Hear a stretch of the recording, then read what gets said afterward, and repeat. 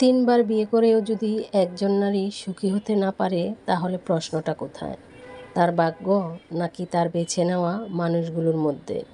আসসালামু আলাইকুম। তৃতীয়বার রুকিয়া এমন একজন মানুষকে বিয়ে করেছিল যার আগের সংসার ছিল এবং বড় বড় ছেলে মেয়েও ছিল।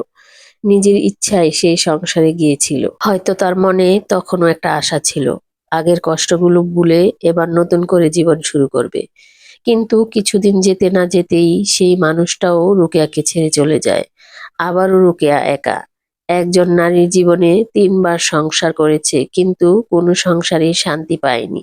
তারপরও রুকেয়া থেমে থাকেনি। তার ছেলে তখন বড় হচ্ছে, বয়স প্রায় ৯-১০ বছর।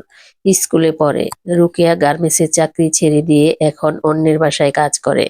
রুকেয়া যে আপার বাসায় কাজ করে, আমি সে আপার থেকেই গল্পটা নিয়েছি।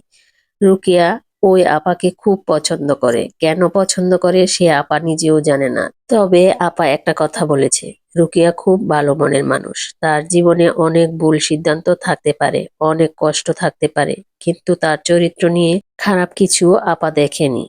৩টি বিয়ে আর জীবনের সুখ আনতে পারেনি।